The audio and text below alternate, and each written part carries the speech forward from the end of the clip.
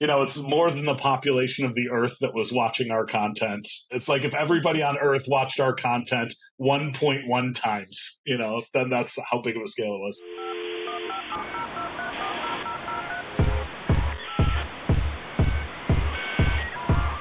Welcome to Log Off. Everyone has an internet story to tell, and today we're getting Phil Ranta's. When it comes to digital media, Phil is always early. He was an early adopter and proponent of web video pre-YouTube. He created original comedy for SuperDeluxe and played a big role in building powerhouse network Fullscreen. He was also early to the creator economy. He spent the past decade plus building massive creator networks at places like Fullscreen, Studio 71, Facebook Gaming, and beyond. He now advises and chairs several companies in the media space and is COO and partner at Fixated, a content and gaming studio that builds IP around creators. He's also a prolific creator in his own right, active on social and publishing multiple newsletters, including Grow 1% on LinkedIn, which provides weekly social media advice.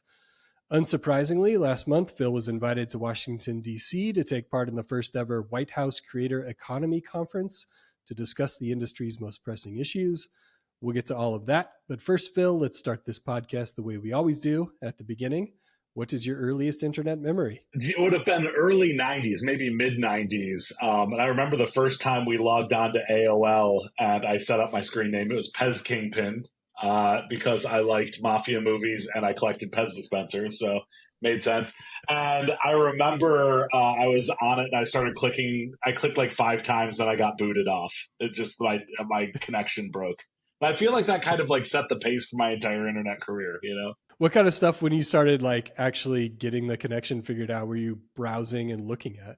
So I was, at that time, I was kind of like interested in news or anything. It was just like I was junior high, right? So trying to find any adult sites that I can or download JPEGs or go on AIM to those like scandal chats with my friends and see if we can get any lewd pictures sent to us.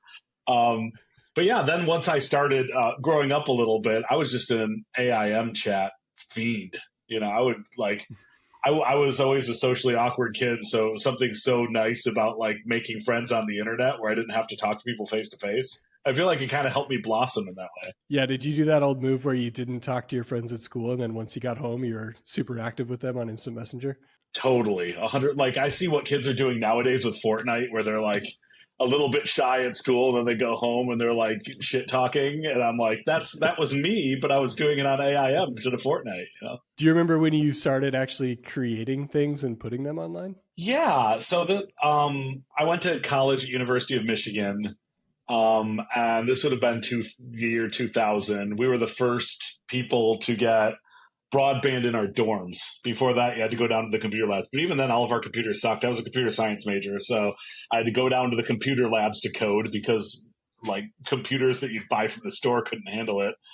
And when I started getting really into that, it was like right after Toy Story and Bug's Life came out. And I got super into the idea of working for Pixar someday. I watched that movie and I was like, this is the future. This is unbelievable. Everybody's going to be making movies this way in 5 years. Human actors are dead. Long live Woody and Buzz, right? So I started taking classes in Maya, which is, people still use Maya now. But back then it was like, you had to book out time way in advance, get these huge computers and do like animation stuff. And they'd offer free courses at University of Michigan. So I remember the first thing I made on it was a seal bouncing a ball on its nose.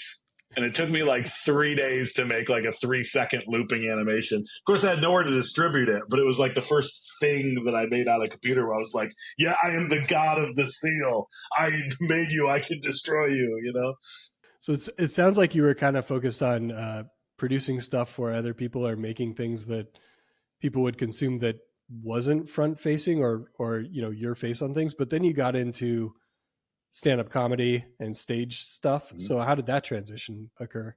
Yeah, well, back then it was exceptionally hard to put yourself or put actual video on the internet, right? You'd actually have to buy a .com, code it in HTML, and then host your video. And if more than like 1,000 people watched it in a day, it would crash and you'd have to go buy more bandwidth. So I wasn't playing, way too broke to play that game. But then the aha moment was really MySpace video. And that was what, 2003, 2004. At that time, I was already doing improv at this awesome club in Ann Arbor called the Improv Inferno. It's no longer there. In fact, it just recently had its 20-year anniversary of it opening. So it must have opened in 2004. And I started doing stand-up. I started doing improv. And at that time, mini DV cameras were big. I had access to the editing bays. So I started putting really basic stuff up on MySpace Video. At the same time, because I learned Final Cut Pro, I got a job editing lecture footage at the school because I was one of the few people that could do it, which is the best job ever because you had to digitize in real time back then. You had to like run a tape and then the tape would in real time feed into the system. And so I would do all of my editing time from like 10 p.m. to 5 a.m.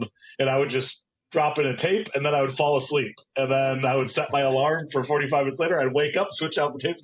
So I was literally getting paid to sleep in college.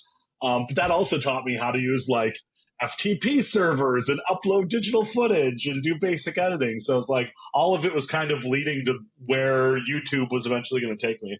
And then once you actually started getting that stuff on MySpace Video that was you, do you remember having any like turning points or big victories that really stood out and made you think like, this is what I want to do? Yeah, I mean, I remember the first time I uploaded a stand-up bit. So at that time in Michigan, when you're not very good at stand-up, which I was not very good, but when you're not great, you maybe 10 other comedians would watch you at open mic, and maybe if you're showcasing, you'll get 25 people at the Ann Arbor Comedy Showcase watching, just like drunk townies just sitting there watching. The first time I put one of my stand-up bits on MySpace Video, got 35 views. And my mind was blown. I'm like, I didn't have to beg to get on stage. I didn't have to wait for it. I had 35 people view my stand-up set. This is unbelievable. It was like such an aha moment that I feel like really carried with me, where it was like, why? And at that time, too, I was doing stuff for film school. And when you shoot a short film in film school back then, you had to go to film festivals.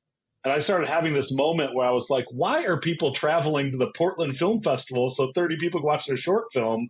But you can put it on MySpace Video, right? As long as you can get the digitization technology and everything and upload it there, you either go show it at a festival for 40 people or you can show it on MySpace Video and maybe reach hundreds. So like that was when I started uploading to Newgrounds and I got addicted to this idea of audience and how to get audience without having to go out into the world. And so what was that transition like from going from, you're getting your stand up and stuff like that out, but then you eventually started doing kind of like TV pilots and you got something on SuperDeluxe. What was the breakthrough there? So after I graduated, I had one more summer in Ann Arbor before I was going to move to Los Angeles. And at that time, I was performing a lot of comedy. And Reno 911 had just gotten out of season 1. And it was like the first time where we were like, oh my God, they're taking Christopher Guest style. They're putting it on TV. And it was funny as hell. And it was so edgy and cool.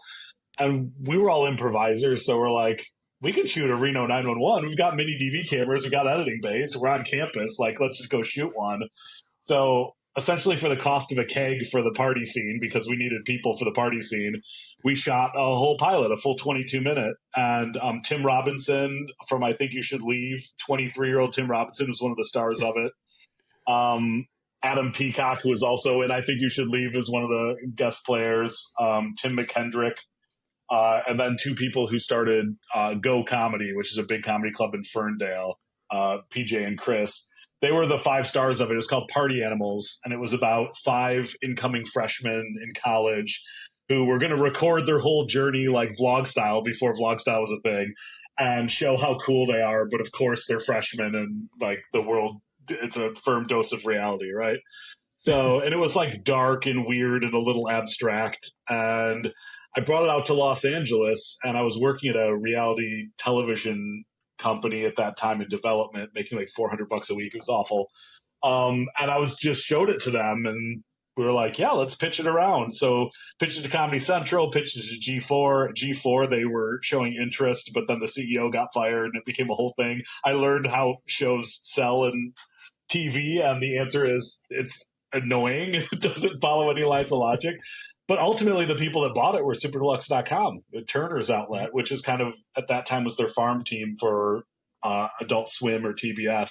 So we're like, you're not ready for the big leagues. We'll put it on here. But at that time, there was like awesome comedians. Like Kristen Schaal had a show with Kurt Braungarter on there. Jonah Ray had a show at the time. So it was like the talent was fantastic. But yeah, then I got budget to do 6 episodes before the website folded. Man, the Tim Robinson thing is so funny because he's everywhere now. And it's a point of pride for me to being quote unquote early to Tim Robinson. I started one of the first, I Think You Should Leave meme accounts. It's a mashup of I Think You Should Leave and NBA content called I Think You Should League Pass. I love it. And you crushed me by 10 years. I mean, at least you were way early to the Tim Robinson show. Well, it was so funny because like at that time, Second City had a Detroit outlet. And the people who were performing regularly at Second City Detroit at that time were Tim Robinson, Sam Richardson, Mary Beth Monroe, Keegan-Michael Key, Larry Joe Campbell. It was like all these people that ended up having awesome Hollywood careers. And at that time, they were like smoking and drinking at the Improv Inferno and performing for 20 people. And what I learned from that is like, the idea of just being passion driven is really the key here. You just have to like not give up. And these were all people that were like, I don't care that I'm living in Michigan. I love comedy and I'm just going to do nothing but comedy. And lo and behold, a lot of them made it. Man, that's just a murderer's row. I mean, you said you thought you weren't funny with stand up, but maybe you were just comparatively like not as funny as those people. Oh, yeah. I mean, totally. I remember there was one time every year the Improv Inferno did something called the Duo Duel. And it was like a March Madness style tournament with 2-person improv teams. And my proudest accomplishment was the first year that I was in it, Tim Robinson won. And PJ and Chris came in second, who started Go Comedy. And then me and my buddy Andrew came in third. So I'm like, I competed against Tim Robinson head to head. He beat me, but at least I made it to the finals. So there you go. You held your own. There you go. So did you expect your content skills to kind of translate or benefit you when you started building these giant multi-channel networks? Because you went from like a focus on making content yourself to building structure and processes and biz dev and all that kind of stuff. Like that's a lot of different hats to wear. Yeah, I mean, in 2008, I was working for a mobile phone content company, and in 2008, every digital company went out of business because they were all VC backed. So it's like market crash, everything gone. So lost my job at that time. I actually couldn't find another job because all I had was these weird digital skills and nobody was paying. So I went and performed comedy on cruise ships for 2 years. Which was out of pure necessity. I was like ready to go apply at Taco Bell, and I was like nearing 30, and I'm like, what am I doing with my life? And then finally I was like, I saw what Machinima was doing. I thought that was really interesting. I talked to some people at Machinima, and they're like, yeah, if we're hiring, let's consider you. But at the same time, I saw what Fullscreen and Maker Studios were doing, and I'm like, oh, it's like Machinima, but they're doing comedians instead of gamers. So let me check this out. So I started Googling and I saw an open job at Fullscreen. This would have been late 2011. So went in for an interview for this kind of like amorphous job post. It's just like, are you interested in YouTube? Come work with us. Went in, realized it was a super entry level role. I didn't care. I needed a job. And they're like, yeah, we either need somebody to like head up our brand thing or head up our creator thing. And we're not really sure what the trajectory is here, but we know that we've got this CMS and we could sign people and like, you got to figure it out. I was like, I'd rather work with creators because I was a creator. The guy that ended up taking the brand side was John Holdridge, who ended up having a killer career there too, and just like signed NBC and Fox and everybody else. So that was cool. But then I was kind of like, hey, start adding value to creators. And I was given very little direction. And so we just started signing creators. I did what I know best, which is I started talking to them about their content. And a lot of the creators, I think, made that market differentiation where the other people were like, yeah, we're going to try and sell you and we're going to do this.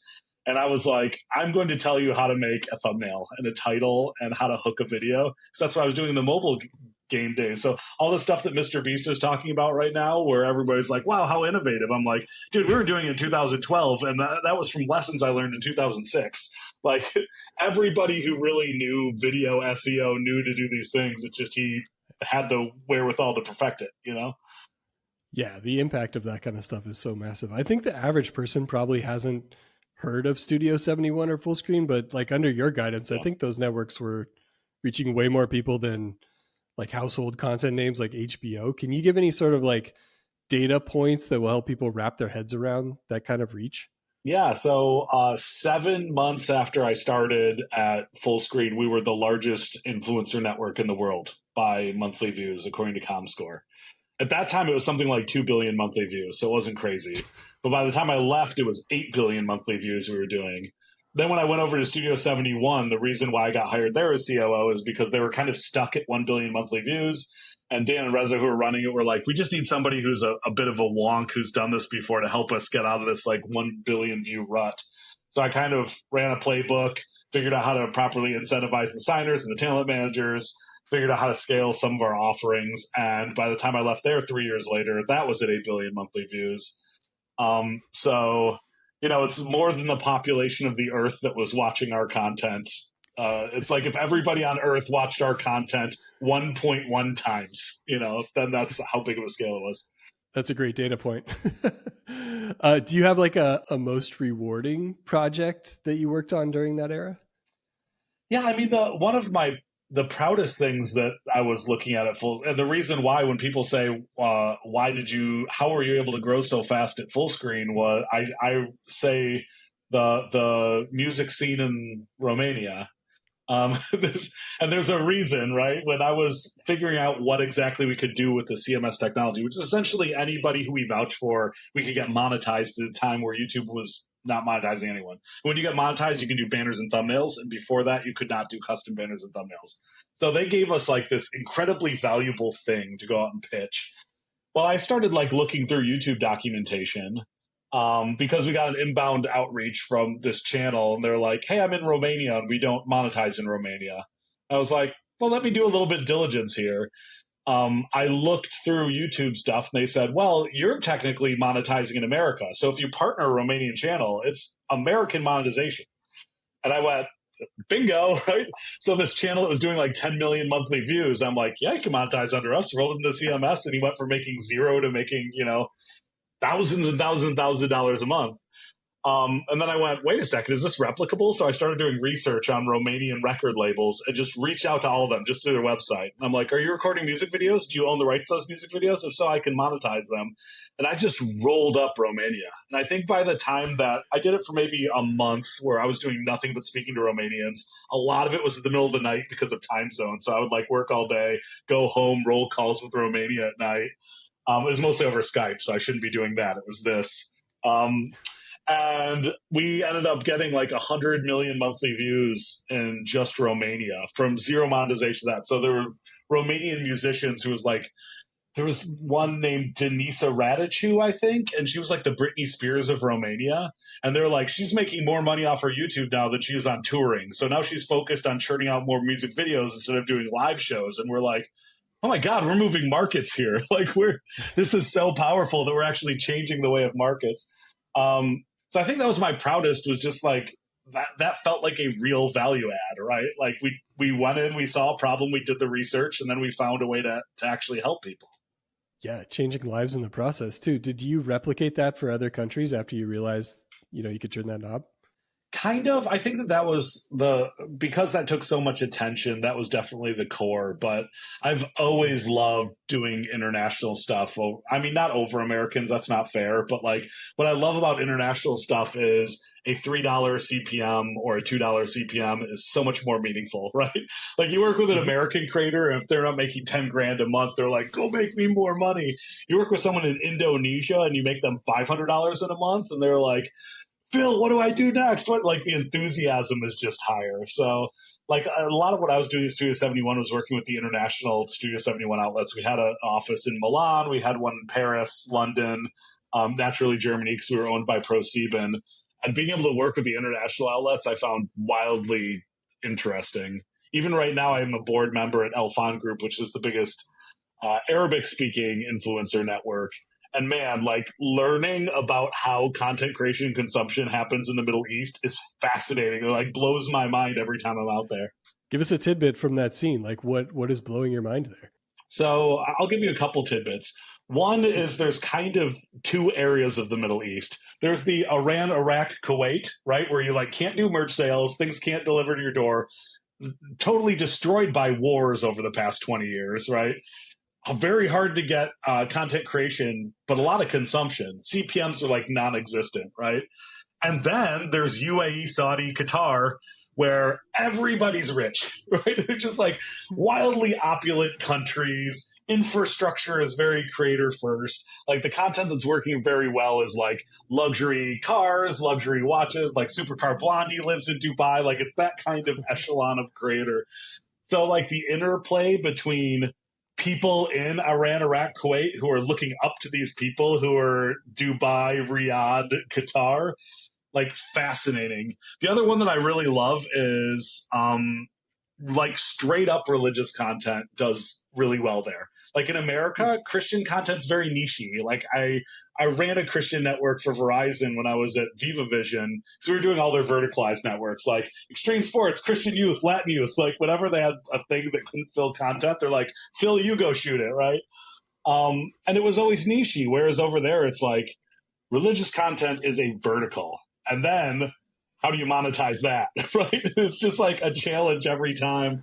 But it's fascinating. It's like looking into the culture based on what the youth is producing and consuming. I feel like gives you a look into like how, first of all, how American culture permeates, because there's a lot of people, even in the Middle East, that want to be Jake Paul. And you can tell by the way they vlog. And then also the way that kind of like traditional culture lives on through online content creation and consumption. Like it's like a big anthropology lesson every time. It's awesome. You're such a ally to creators. I'd love to pick your brain a little bit on advice you might give to someone who is just like starting or aspiring. Do you have any advice for someone who's like starting from scratch? Yeah. First of all, just got to start making stuff. Like don't just make one thing and then be like, I'm a creator. Like you have to schedule into your life as if it's a job, as if like you are held accountable and you'd get in trouble if you didn't show up. Even if you're still in high school, right? Just say like, when am I most free? Is it between 9 and 10 p.m. before I go to bed? Cool. That's your creation time. Now, what makes you happy? What are you interested in? What are you passionate about? What can you do well? If it's game streaming, awesome. Game stream every night between 9 and 10. Keep getting better. Just keep streaming. Put in the reps, right?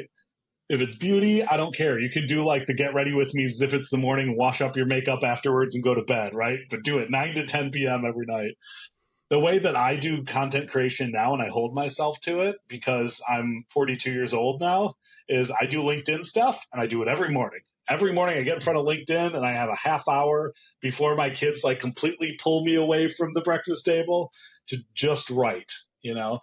And I feel like you need to have that mentality or else it becomes too hard of a road. Because if you're just trying to slot it in wherever you can slot it in, you're going to fail. You're going to fall off of it, right? So you got to hit that post button. You got to find out what you're passionate about. And then you've got to figure out a trajectory to actually make money, monetize, follow, like build out a team that, you know, people you care about. Be tough on yourself, like watch your content, figure out where you need to get better. If you can do all those things, I mean, look at Mr. Beast's early videos. He sucked. He was awful. And he'd be the first to admit that, right?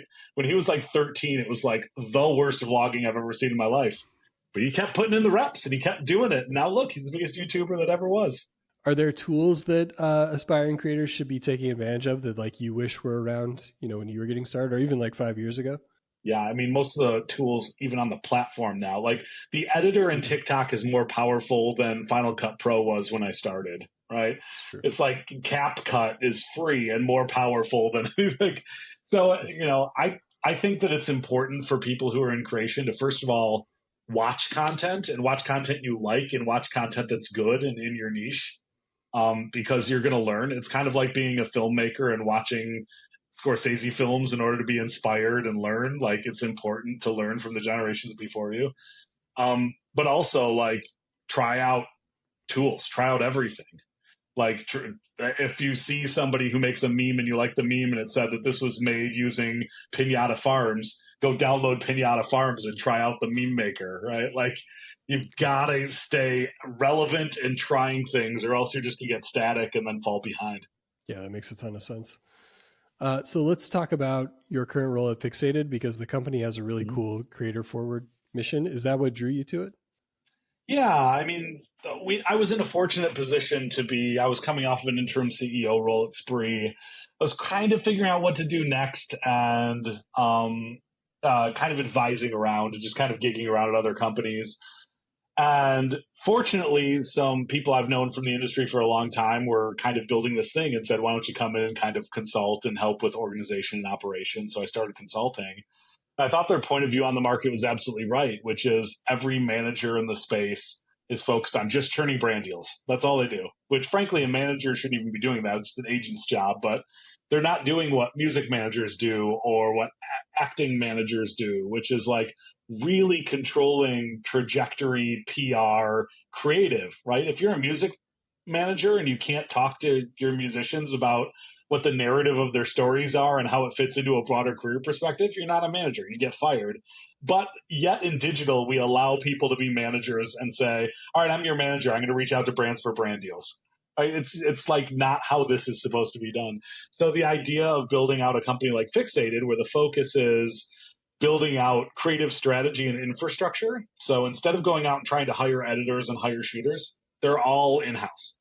We can bring in our editors, we can bring in our shooters, we talk about creative strategy, we make sure that you're growing on your channel, we're hitting the upload button in a lot of cases, and we're staying very small in terms of our roster, but very big in terms of our impact, and then we're just trying to grow businesses around our creators. So we've got Sketch, we've got the Botez sisters, got a lot of heavy hitters, we've got a couple more we're announcing soon, and the goal is to make them household names with stable businesses that can endure well beyond their creation career. Awesome. What is your day-to-day like at a job like that? I think people are curious to know, like, you wake up in the morning, you log on, like, what is the first kind of thing you're doing and how does that progress? Well, I'm the chief operating officer, so the answer is a little bit of everything, right? I always joke that the COO is kind of like the janitor of the C-suite, and that's certainly true when you're a very early stage startup, right? Whenever you're kind of like whatever other people are doing, if something starts falling behind, you got to go sweep it up, right? So I'm doing a little bit of payroll and accounting, a little bit of HR compliance, a little bit of setting up insurance, but a whole lot of business development, sales, hiring, some kind of relationship development, strategic development, road mapping, forecasting, investment portfolios and theses, deck building. It changes every day, right? But for somebody like me who kind of likes to do all parts of a business, it's so addicting because it's like wherever the company needs the most help, you get to fly in like the superhero and be like, all right, we're behind on our sales goal. I'm going to go roll 100 calls with different brands that have bought against me in the past and see if I can get our creators placed. All right, perfect. Our Canadian contractors are getting unfavorable rates in terms of conversions from the USD on their thing. Is there a platform that could do this better? Go do your research. Go onboard that. Okay, we're getting a little sloppy on this. We got to do a new process document, right? So it's really just about like when you're a COO, the work's literally never done because there's always ways to optimize. But if you're a strategic thinker and you like to find ways to take something that costs $10 and get it down to $1 without losing quality, it's so much fun. It's super addicting. That is a lot. Do you have like one specific victory that you're specifically proud of in your short time there so far? Yeah, I mean, there's not a lot we can announce right now because a lot of our stuff is pre-announcement. I don't want to pooch it for the press, but I think that as a company, the most important thing we've done is signing Sketch early when he was at like 1,000 concurrent viewers, and now he's like one of the biggest names on Twitch and one of the fastest growers ever on TikTok and organic growers, right? Non-viral growers. He's like flying out to Mr. Beast stuff all the time, and like he was almost non-existent in February, and now here we are, September, and he's like possibly a generational talent. And a lot of that is because we were testing our thesis. We were really leaning in on strategy and make sure he gets the right collabs and making sure he's putting out the right content to grow his career.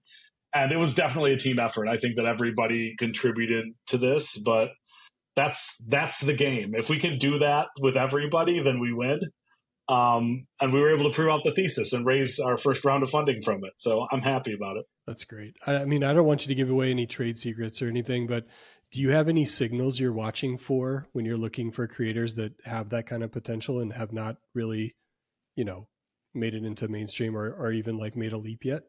Yeah, I mean, it factor is hard to put your finger on, but you know it when you see it, right? Mm-hmm. If it's somebody who's just like makes entertainment look natural, and you like, it's I always point back to Jenna Marbles in like 2006 when she did her first, like, I think her first super viral was something like how to look pretty or something, and it was like the thumbnail was like her with no makeup, then her all glammed up with makeup, and it was like funny and seamless, and like people are still. I mean, back then that format was unheard of. The idea of like showing before and afters on makeup just wasn't really done because it was so early in YouTube. And she was just so clearly comfortable and dynamic on camera that anyone could watch that video and go, I don't care if she's tiny now. She's got something. I feel like Tana Mojo, when she was 16, was the same way. We were working with her at Studio 71 when she did her first viral story time, which was something like, I got kidnapped, right? And she really broke the story time genre. But she was a 16-year-old and she was like talking like she's been podcasting for 10 years. She was just so charming on camera, and then look where she became. Or Logan Paul when he was on TikTok, like, or on Vine. Vine. It was like, Yeah. and he did more with 6 seconds than almost anybody ever. And was it like comedy? I don't know. I think it was more spectacle, kind of what Mr. Beast is doing now. Like he would do the splits in crowded places, or he would just do weird, visually exciting things, you know? So, like, I think that it needs to be a little bit of that. And then when you have your first meeting with talent, they just have to have the drive, right? Like, when you meet with a talent that's a true talent, but they're aloof, or they're like, yeah, I found this, but who knows? Well, just go make me money, run away, right? Because, like, if there's somebody who's like, I'm ready to do what it takes in order to build a real career in this and make a go of it, those are the people you want to work with. Do you find there's competition for those creators? Like, are you in almost like a bidding war with someone else, or are you finding them so early that it's not that competitive?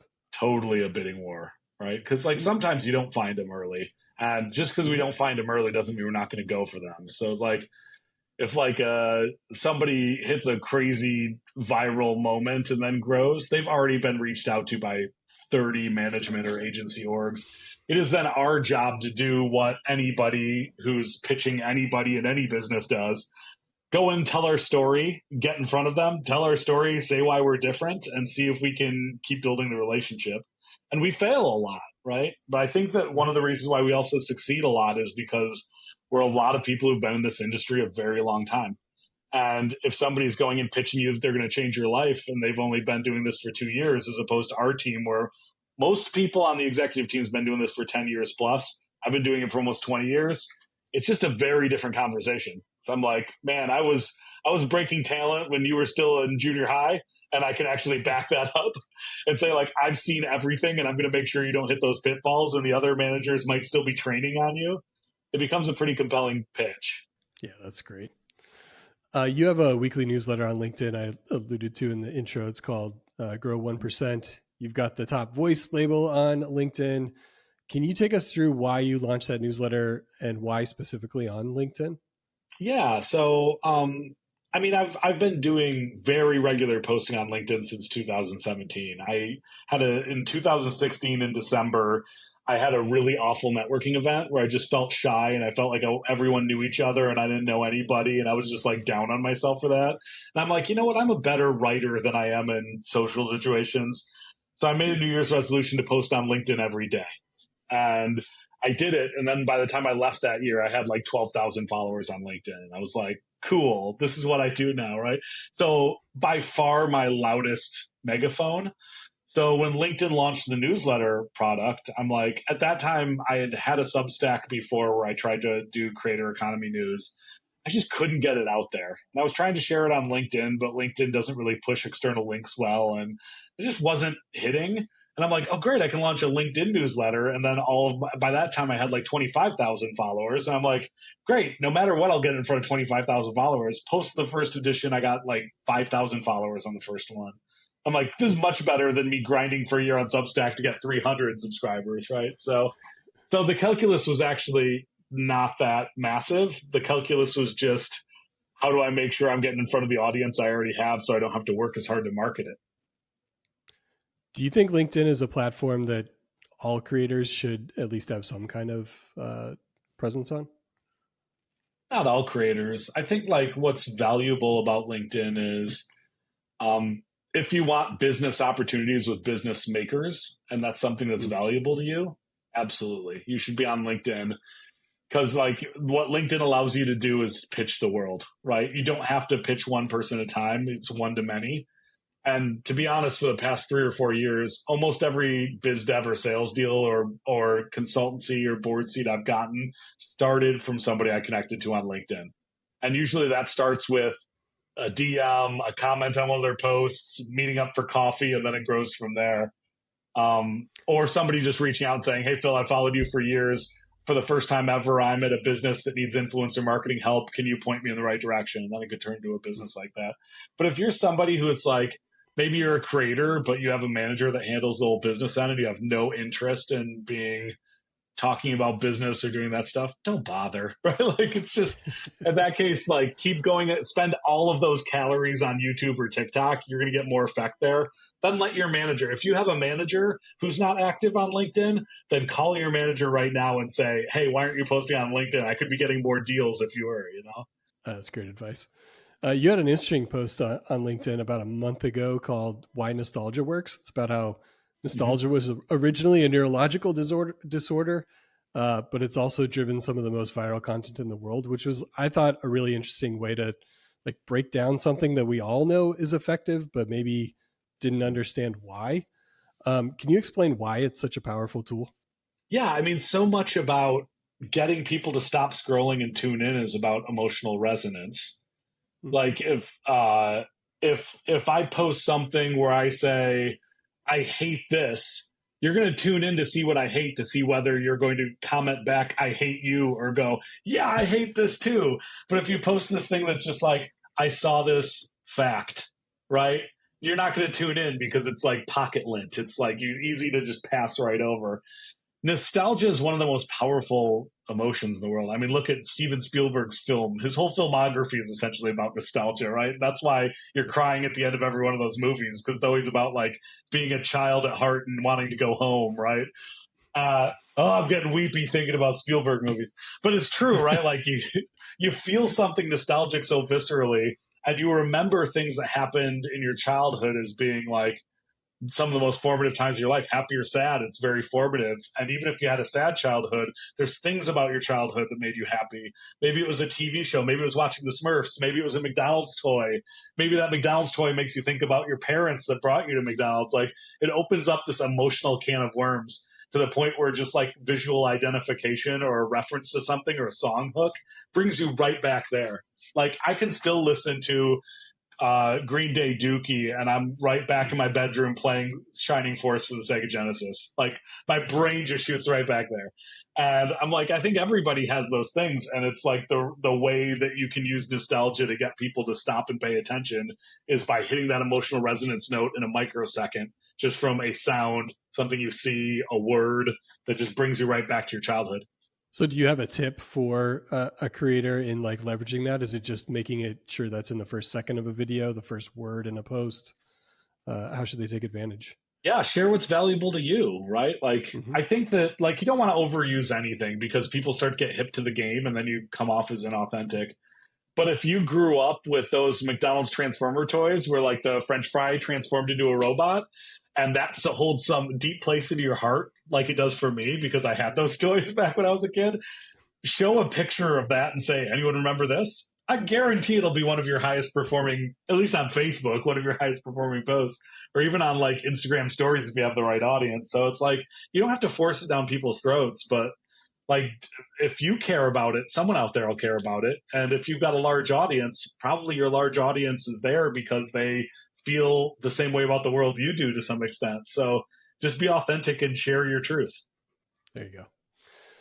I mentioned your recent White House visit in the intro. You posted plenty of content on YouTube and LinkedIn about it, which I would encourage people to go consume fully.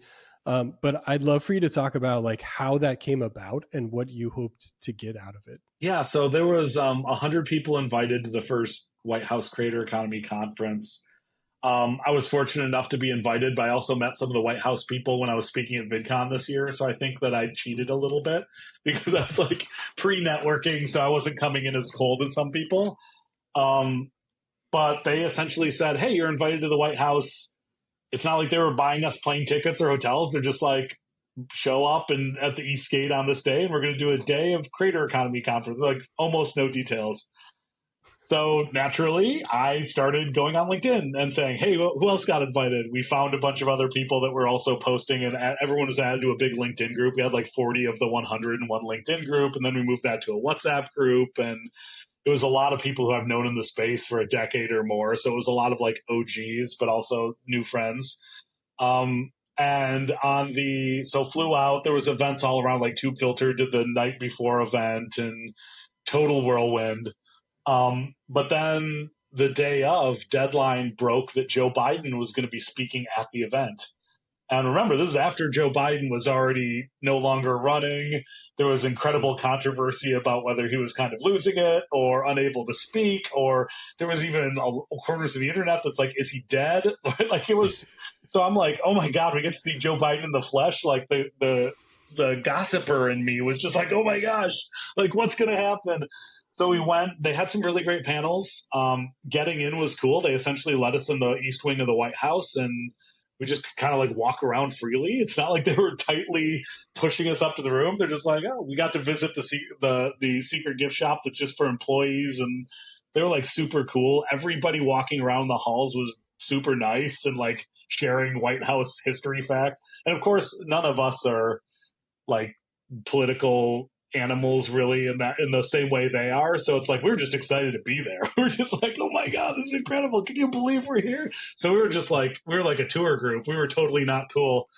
And we were in the Native American Treaty Room. That's where they were holding it, which is one of those storied rooms that you'll oftentimes see in press conferences and stuff. They just started doing a day of panels where it was mostly kind of like creators plus deputy intelligence officers, and they were kind of talking about creator economy things and the administration and the government's point of view on AI and all of those other things. But then they gave us an itinerary, and on the itinerary there was like statements or something like that. 11:30, we're like, that's Biden. That's got to be Biden. That's the only time. It was like a 5-minute window.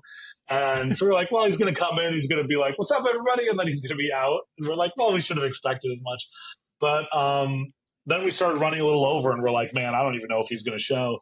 But then the press corps got brought in, and then he showed up, and he gave his 5 minutes of statements. And we're like, oh, that's going to be it. And then he dismissed the press corps and talked to us for another 40 minutes, just us and his closest aides, and was taking questions from the group and like walking so close we could reach out and touch him, right? Like I think he was just kind of like enjoying being with a friendly audience, because none of us were like, why is this conspiracy and why is this happening? And he could just like kind of do what he is historically known to do, which is just kind of go on flights of fancy about his son and when he started and making jokes about how old he was. And yeah, he was a little whispery and he trailed off there, but he was funny and he was like charming, and you can kind of see why he's been a politician for 40 years. He's like, has that kind of like, hey, Scranton Joe kind of thing going. Like he feels like everybody's grandpa, right? So then they dismissed him. We had afternoon panels, and Madam Press Secretary then came, and she was like the fun one that they had at the end of the day.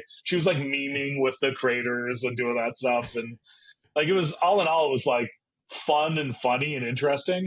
But we did get to some substantive policy stuff. We got to go into breakout rooms for an hour and a half and share our concerns about the administration. And naturally, with 100 people within an hour and a half, you're not going to get your voice out. But the one thing I really wanted to leave behind with them is AI is freaky and needs to be controlled more, and you guys need to learn it if you don't know it, because AI policy is going to be very big over the next 5 years. And the EU is already doing it, and Japan's already doing it, and we're not. So, like, get with the program. And also, next time you have congressional hearings, please call someone in this room, because we don't want any more how do people on Facebook make money. We don't want any more let's cut to the chase. And like, I don't care if you're a Republican or Democrat, I will prep you, because there are a lot of concerns that we have industry wide that I think are bipartisan issues that they're not even thinking about. Right. So did you get awesome. Did you get a response to those concerns, or was it kind of a one-way street and you'll wait and see if they're actually addressed? There was some talk of the policies that they're moving forward with, but I think mostly they wanted us to brain dump a little bit. And there were like note takers in the room, because these were all like aides to the president who were like furiously writing as we were talking to try to figure out what they want to approach as an agenda. Or probably like if Kamala wins, what the next agenda is, they're probably going to pass it along, because like Joe Biden's not going to have an agenda on AI. Why? Right? He's going to be out pretty soon.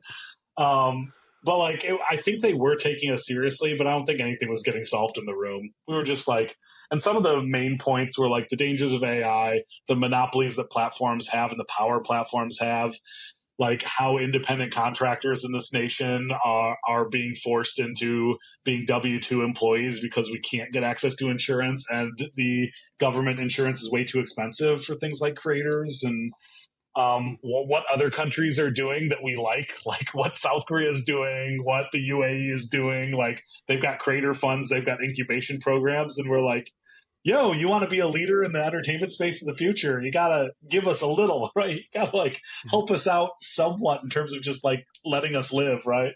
So I think that those things did resonate, but how long will it take? Who knows? We'll see. Okay.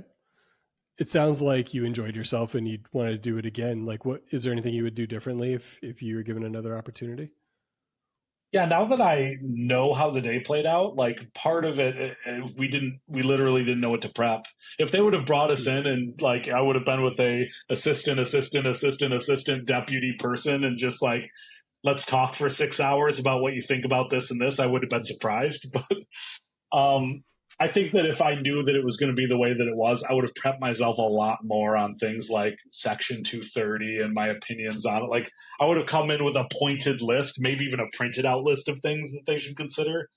Because, like, this is existential for our industry, is like, can we continue to be competitive? Like, China's very good at digital media. They're good at building platforms. They're good at working with influencers. They're good at driving conversions through shopping sales. They're good at a lot of things that in America we're just falling behind on. And if we want to be competitive in the future as a nation, we need some buy-in, you know? Yeah, that makes a ton of sense. I mentioned in the opening that you have a track record of being early to digital media trends. Do you have a bold digital media prediction right now? I mean, everything's AI right now. So, like, how do we build AI into your current workflow without losing quality is the name of the game. How do you keep up with it? And how do you know when to own and when to partner? Like, everybody's really hard on ChatGPT wrappers, which is essentially like businesses built on top of ChatGPT's LLM. I think it's genius. Is it going to solve a problem for you and make you faster? Cool. Who cares if it's built on? I've built my whole career building on top of other people's platforms. It's been YouTube and MySpace and everything else, right? So it's awesome. But like the people who are going to thrive in the future are the ones that are able to use AI to speed up your production workflows and your marketing and all of that, but are able to deliver enough humanity that it stays valuable when everyone else is doing AI too, right? Automated AI, end-to-end automation, it ain't going to be the thing. Because as soon as AI automation is able to put together an entire movie, there are going to be 50 million movies. And people are going to tire of those and be like, somebody give me something real. Give me something where I'm not seeing 6 fingers on a hand or like doesn't wrap up at the end. And that's when humans will come in and they'll be the made by human tag, which will be like when you see organic on the side of milk, it's going to be that, but for content, right? All organic farm raised content. And that's going to become more and more valuable. That doesn't mean you can't use AI in your workflows. Then also look at quantum computing, because 5 to 10 years from now, it'll be in your household. Computers will become a million times faster overnight. And when you're able to do that, imagine the processing speed. Imagine what you're going to be able to upload. Imagine what you're going to be able to create. So start thinking about what awesome superpowers you're going to have and how you can implement that into your creativity. That's great. You're seemingly always trying new things on every platform. Is there something you haven't done yet that you'd like to do? Oh, man. I would love to develop more stuff for augmented reality platforms. I'm kind of like played around with some of the AR stuff. They just shut down the Facebook AR program, which sucks because that's the one that I played around with the most, but like snap filters and stuff. I just believe that when everybody's talking about the metaverse, I think that was right in a way. I don't believe everybody's going to go to a virtual land in their headsets and exist there. I just don't think that's how people derive value in that way. I think that that's going to be reserved for gaming environments because they're more pointed and fun than like, I'm going to walk around, see Ryan and be like, hi, Avatar Ryan. Hi, Avatar. Like, I feel like this is more valuable than that. But I do believe that the idea of digital layering on top of the real world is going to have a ton of future value. Like being able to put on glasses and be able to see, like, instead of holding my phone and seeing the directions of a place, then I'll be able to like put on the glasses and see the directions printed on the road, or being able to talk to a voice assistant in my glasses, then have something pull up. So I want to get more into that. It's just technically complex until AI can program it for me, which I think is probably a year away. And then I'll be making a bunch of it. Yeah, I love that enhanced experience stuff. Like if I could just walk up to a restaurant and look at it and see the menu pop up, Yeah. reviews, all that kind of stuff, that would be tremendous. I tried to build a startup in that space, but then COVID hit. It was called Wormhole, and it was this like AR everything based on LiDAR and location based data. And man, then the world locked down, so it didn't see the light of day. But the technology's still out there. Did somebody else pick up that idea? Like, is that in the works somewhere? Yeah, it's owned by a gentleman named David Bravo, and I believe that now it's called WITS, which is like Wormhole Information Technology Services or something. So it still exists. It's just, eventually I needed to go make money, so I had to upload it because it was a tough environment to make money with it. But the technology was very sound. It was like what we like to say is it was Facebook, but in the real world, where you could just walk around, and if I saw you walk down the street and you also had Wormhole, I could tap on you and chat with you, even though I don't know your name. And like we thought that could have been like the future to like Wormhole and the AR glasses, Wormhole, but maybe too early, maybe wrong time. Yeah, that makes sense. Well, sign me up if it ever happens. Okay, let's get into our dumb internet questions we ask every single guest. Tab check. Phil, right now, how many tabs do you have open on your browser? 1, 2, 3, 4, 5, 6, 7, 8, 9, 10, 11, 12, 13, 14, 15, 16, 17, 18, 19. I was one short of 20. Is that typical? Usually I'd say I probably have more, but I organize them well. Like I have like 4 different email inboxes, and those are in the front. And then I've got like a couple of like tapper games that I do in between meetings to keep my brain sharp, and that's after that. So I have my calendars are after that. So yeah, there's a lot of them, but I always have them organized. Nice. When you open your social media apps, what are the algorithms feeding you right now? My algorithms are a mess because I do like one day I'll be working with Home Depot and I'll be looking up nothing but DIY people. And then I'll be looking for cosplay models for a branded campaign. So it's like TikTok doesn't know what to make of me. Actually, one time I looked into on Facebook, there's actually a way to see how they're bucketing you. And it said my political affiliation was anarchist. And I'm like, oh, that makes sense. I have such weird and eclectic things that I search for on Facebook with all these brand deals over the past decade. Of course, they're going to be like, this guy's insane. There's nothing there. So yeah, that's a mess. But what I really engage with and I like my algorithm to surface is funny dogs. I will never stop laughing at funny dogs.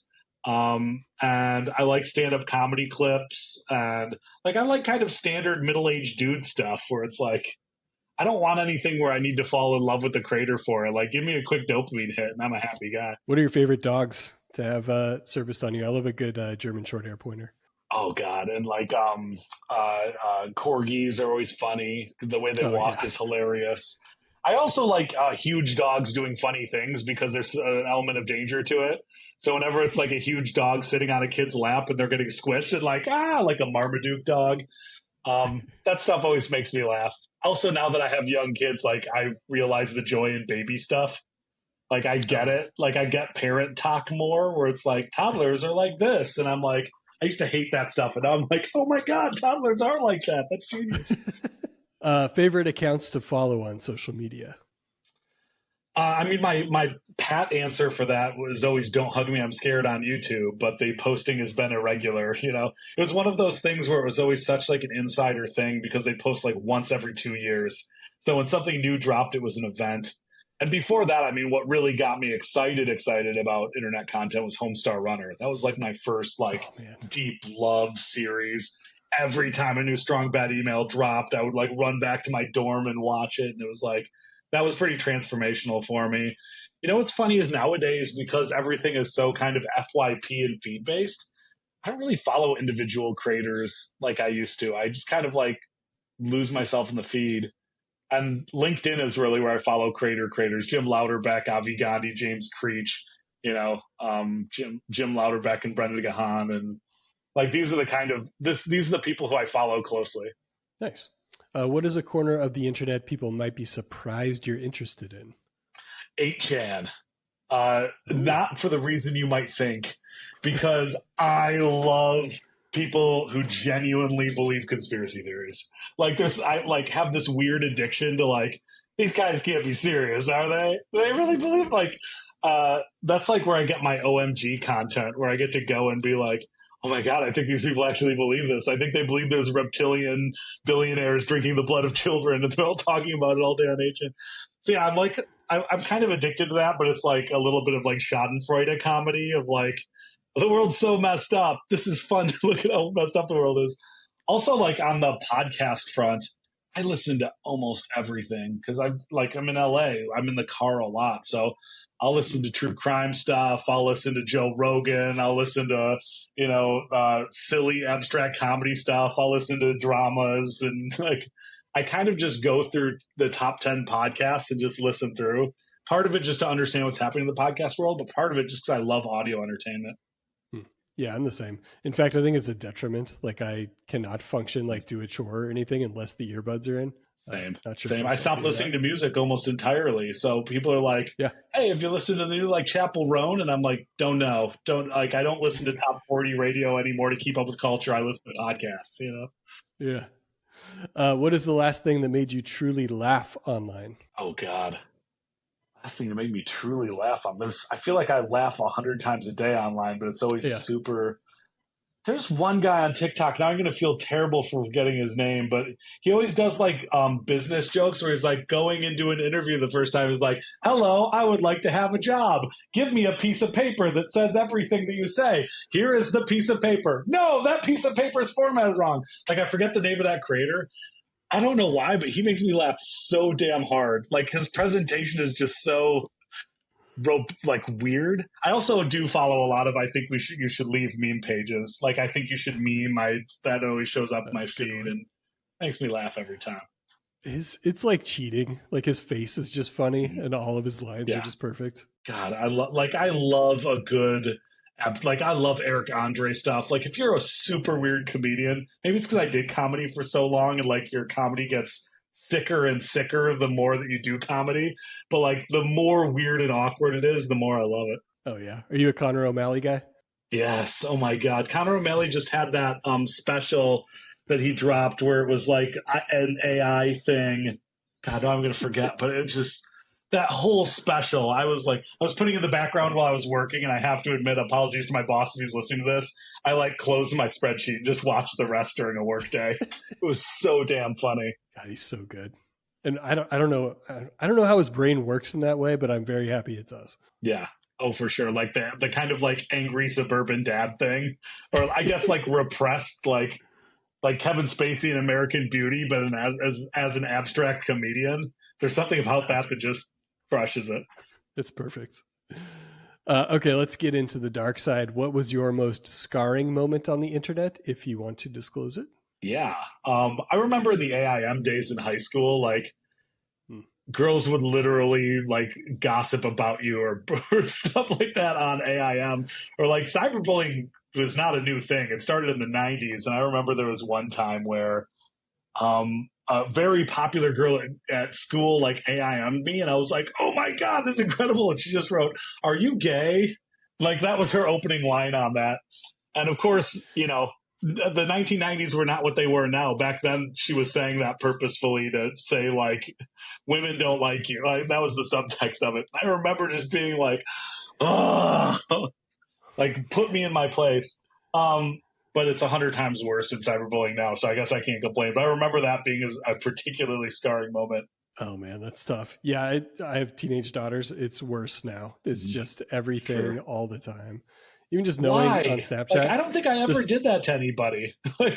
No, yeah, and some of it's inadvertent too, like the snap maps, like just knowing where everyone is and they're there without you. Yeah. It's not great. Oh yeah, yeah. Jeez. You actually covered this next question in today's edition of the Grow 1% newsletter. Nice plug. Mm-hmm. How do you pry yourself away from your devices or log off? Oh yeah. That was top of mind today when I wrote that. But yeah, I think that we have to avoid rabbit holes as a culture, right? Because it does become a time suck. And not only that, but the dopamine is there, but the joy isn't.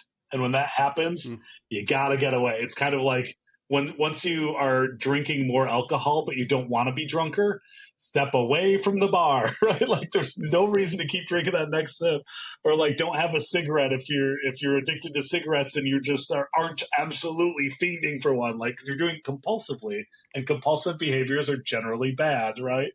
So like Yeah. you've got to acknowledge it and name it and step away. You should be time limiting yourself. You should be every couple minutes thinking hard about why you're doing it. Like go in with intention. I had a great TV professor in college who like she's dedicated her life to the study of television, and she said, you know, watching TV isn't bad as long as you're actively watching it. You're thinking about the decisions that are being made, and you're thinking about the how things are filmed and how the depths of the characters and guessing what's going to happen next. Like then you have an active brain, but as soon as you go back into the passive brain, that then it just becomes the idiot box, right? And I feel like it's the same way with social media. That's a good point. There's also like a death spiral there where maybe you're watching TV and when you get bored, you look to your phone and then you look back up Oh, yeah. at the TV. Like that's a tough one to get out of. Absolutely. Yeah, I try to, especially with kids now, I try as much as possible to be like, when I'm with my kids, I'm with my kids. And then when I'm with my device, I'm doing it with intention. I'm never perfect. Nobody's perfect, but I try as much as possible to do that. Love it. Where would you be without the internet? Oh my God, that's a great question. I would love to say that I would still be doing stand up because I literally have never been passionate about anything in my life work wise except for doing stand up or internet stuff. So maybe, I don't know, maybe I would be Keegan Michael Key right now if I just would have stuck with it. So maybe my life would be even cooler. But, you know, I think that also, though, even without the internet, I still would have been somewhere in technology because the idea, like technology thrills and amazes me every day. So if there was no internet, who knows? Maybe I'd be like working on plane jet engines or, you know, computers for radar or something else cool. I love that. What's the one thing on the internet you'd save if it all went bye-bye tomorrow?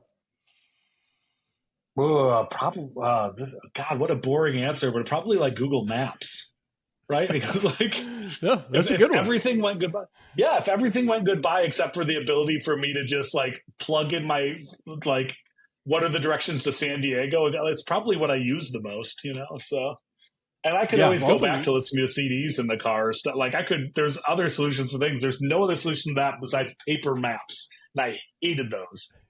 Yeah, of all the life-changing things the internet has brought us, that's probably the most impactful. Like I would not be able to navigate anything. Yeah. I even hate email. Right. So I would even say get rid of email above maps. Like pick up the phone and call me if you need something that urgently. But I need my maps. I need to be able to navigate the world.